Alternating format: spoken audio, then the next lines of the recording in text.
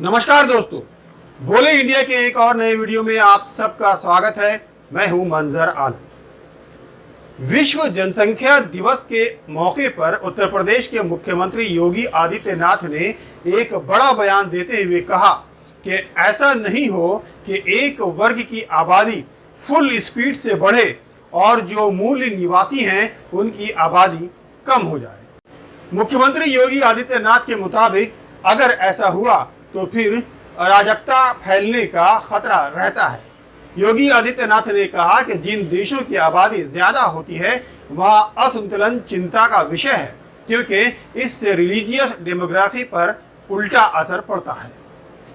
ऐसी स्थिति होने पर एक वक्त के बाद अराजकता और अव्यवस्था जन्म लेने लगती है। सीएम ने जनसंख्या नियंत्रण कार्यक्रम को सफलतापूर्वक आगे बढ़ाने पर जोर दिया, साथ ही जनसंख्या की असंतुलन पैदा न हो इसको लेकर ताकीद भी की। सीएम योगी के इस बयान के बाद देश में एक बार फिर जनसंख्या नियंत्रण कानून यानी पॉपुलेशन कंट्रोल लॉ को लेकर बहस तेज हो गई है। होना भी लाजमी है, क्योंकि भारत दुनिया का दूसरा ऐसा देश है जहां सबसे ज्यादा जनसंख्या रहती है। दोस्तों, इससे पहले कि हम आगे बढ़ें, आपको याद दिला दें कि अगर आप अभी अभी मेरे चैनल पर नए आए हैं तो फौरन चैनल को सब्सक्राइब कर लीजिए और लाल बटन जरूर दबाइएगा। चलिए बढ़ते हैं आगे। आजादी के वक्त देश की आबादी करीब 33 करोड़ थी, जो अब करीब 132 करोड़ है। उधर विश्व जनसंख्या दिवस 2022 के मौके पर संयुक्त राष्ट्र ने भारत को लेकर एक रिपोर्ट दी है, जिसमें कहा गया है कि अगले साल यानी 2023 में भारत दुनिया का सबसे अधिक आबादी वाला देश बन सकता है। यानी भारत अगले साल जनसंख्या के मामले में चीन को पछाड़ देगा। यूएन की रिपोर्ट के मुताबिक 2022 में भारत की आबादी 1.412 अरब होगी, जबकि चीन की आबादी 1.426 अरब है। साथ ही इस रिपोर्ट में अनुमान जताया गया है कि 2050 में भारत की आबादी 1.668 अरब होगी और तब चीन की जनसंख्या 1.317 अरब होगी। सीएम योगी जनसंख्या बढ़ने पर चिंता तो जता रहे हैं, लेकिन ये नहीं बता रहे हैं कि किस वर्ग की आबादी फुल स्पीड से बढ़ रही है। ऐसे में हम भी किसी वर्ग विशेष का नाम लिए बिना आंकड़ों के जरिए जमीनी हकीकत जानने की कोशिश करेंगे आज के इस वीडियो में। इसके लिए अगर 2011 की सेंसस को आधार बनाया जाए तो उस समय भारत की कुल आबादी 121.09 करोड़ थी।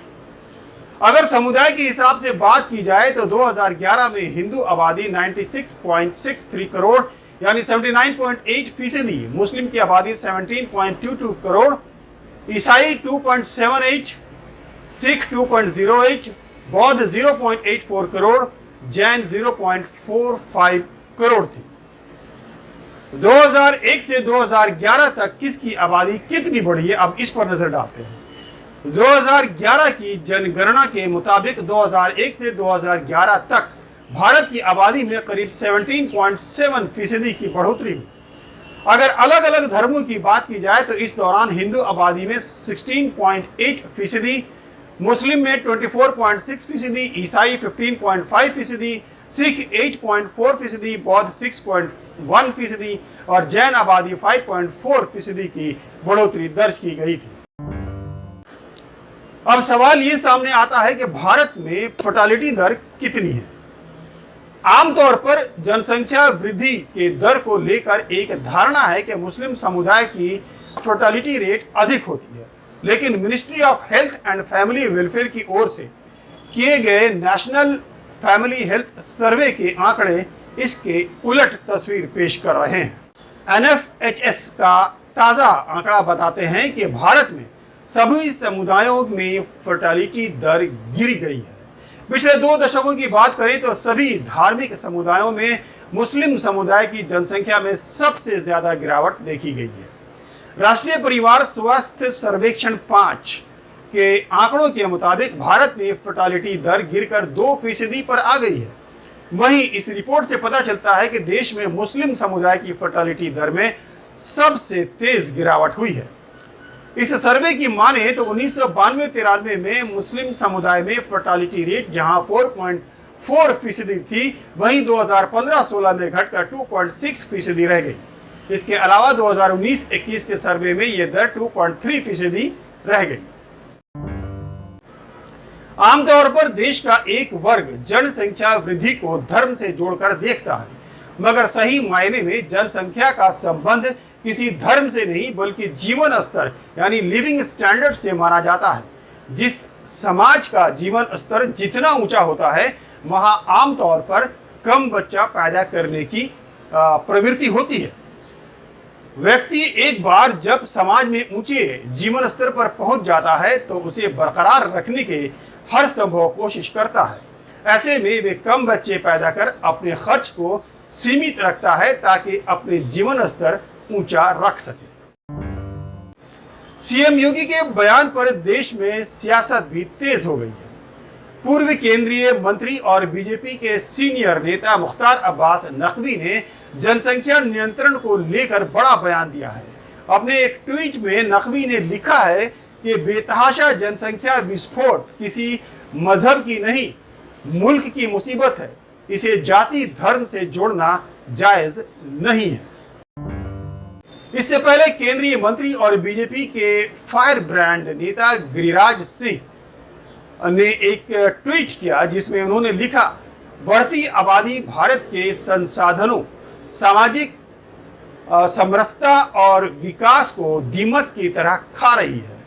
जरूरत है ऐसे में जनसंख्या नियंत्रण कानून की जो सभी धर्मों पर समान रूप से लागू हो और 8-10 बच्चे पैदा करने वाली विकृत मानसिकता पर भी अंकुश लग सके।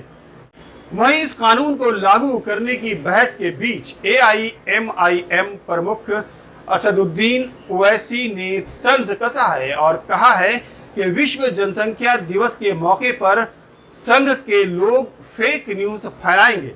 उन्होंने कहा कि भारत की प्रजनन दर रिप्लेसमेंट लेवल नीचे है, कोई जनसंख्या विस्फोट नहीं हुई है। देश में एक स्वास्थ्य और प्रोडक्टिव युवा आबादी तैयार करने की जरूरत है।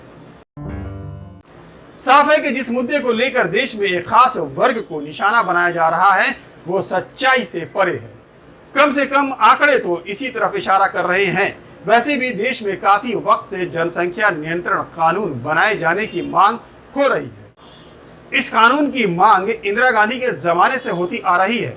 इसके बाद से न जाने कितनी सरकारें आई और चली गई, लेकिन देश में जनसंख्या नियंत्रण कानून को लागू करने की जहमत किसी ने नहीं उठाई।